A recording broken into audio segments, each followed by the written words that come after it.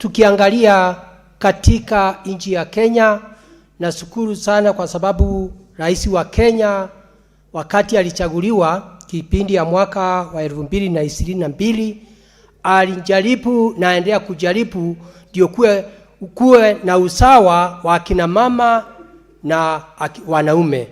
Bwana Speaker, mambo ya gender balance haijaanza saa hii, ilianza mambo ya zamani. Na tunajua Bwana Speaker, hata katika Biblia ile ambaye sisi tunafuata sisi wa Kristo, tunajua katika Biblia akina mama katika Biblia wametanjwa. Haswa tunakumbuka mambo ya kuzaliwa kwa Yesu Kristo na kufufuka kwa Yesu Kristo, kwa ukufa na kufufuka kwa Yesu Kristo, na kina mama wa kwanza kujua Yesu Kristo amefufuka ni Mariamu Mary Magdalene.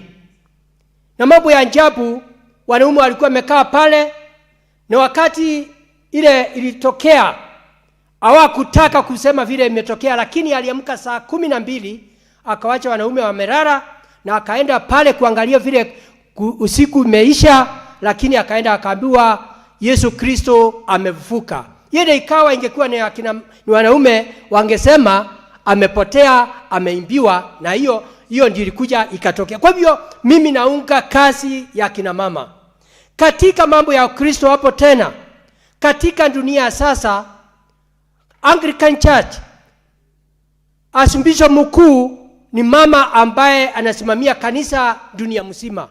Hapo wa kanisa pia katika Biblia kuna mama mmoja alikuwa anasonea akina mama na wazee nguo akatambulishwa. Lakini pia tunakumbuka Yesu wakati alienda jangwani alikutana akina mama, na pia hata Yakobo alikutana akina mama, lakini hakuna mahali tunasikia akina mama wamewekwa kando. Katika nchi yetu ya Kenya, nchi wa Kenya ni mama. Katika nchi yetu ya Kenya ambaye mkuu wa sheria ni mama. Katika kaunti zetu 47, aswa kaunti ya Embu, governor wa Embu County ni governor Cecily Mutito Mbarire. Ukienda Kirinyaga ni governor Waiguru. Ukienda Nakuru pia kuna mandamu ambaye ako huko, ambaye ukienda hata kaunti zingine. Kwa hivyo hata hapa senator tuko masenata akina mama na tuko senator wa kinaume, na pia hata kaunti nyingi akina mama waendelea kufanya kazi. Pia tukirudi nyuma kidogo, katika makanisa nyingi, kanisa ambaye inaongea mambo ya umoja na mambo ya kwenda mbinguni na mambo ya ukapa katika dunia hii, wale wamesikilia hiyo laini ni akina mama. Kwa hivyo hakuna tofauti ya kazi ya mwanamke na mambo ya kazi ya mwanaume. Tukiangalia kwa familia zetu, tumeona wakati wazee ama akina mama wanaseeka, unakuta zamani tulikuwa sema watoto wetu wasichana wafanye kazi njia ile nafaa, wakae vizuri, mali yote tunapatia tunapatia vijana wetu. Lakini siku hizi ukipatia, tumeona wale watu wamepatia mali akina ndanda wameweka vizuri, na baadaye wale vijana wamepatiwa wamehangaisha mali, wamekula imeisha, wametembea huko nje, lakini wanarudi kwa ndanda zao alafu wanaenda kutumia ile. Kwa hivyo tumeona boma nyingi ikisimamishwa na akina ndanda. Pia hata kwa boma zetu katika nyumbani, wakati wazee wamekosa pesa, wanatoroka, wanaenda kunywa pombe, wanaenda kunywa dawa ya kulevya, wanaenda kwa maandamano. Lakini unakuta shule nyingi wale akina ndanda wamewaswa na watoto, mama anaamka asubuhi, anaenda kutafuta pesa, anapeleka mtoto shule, anaenda ile pesa amembakisha, ananunua sabuni, ananunua kila kitu, na baadaye ikifika jioni huyo mama ndio watoto ndio anaangalia mzee, ndio mambo ya chakula.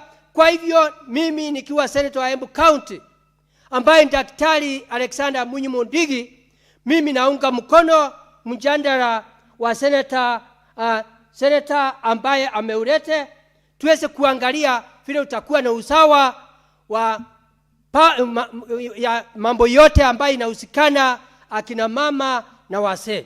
Kwa hivyo ningeomba hata sisi turudi manyumbani. Tumepitisha mambo mengi, tukute hakuna mambo ya akina mama na hakuna mambo wakati unagaa mali. Ukute hata watoto wetu wasichana, watoto wetu wanaume wanapatiwa vitu na njia ile inafaa. Ndio kwa sababu wakati huu si wakati kusema ati kama zamani kuna mambo ya akina mama na mambo ya wazee, ati mambo ya akina mama ni ukaa nyumbani. Kwa hivyo naomba Bwana Spika, hii mjadala ni muhimu sana. Hata tunajua kaunti zingine iko na mambo ati akina mama hawezi patiwa kitu yoyote ama hawezi kuchaguliwa ama kufanya kazi yoyote. Mjadala kama utaungwa mkono, itakuwa ni njia nzuri ya kuonyesha sisi kama vile Biblia, aidha ni mwanamke ama ni mzee ama ni watoto msichana ya kiume, mtoto wa kiume ama wa kike, tuko kitu kimoja.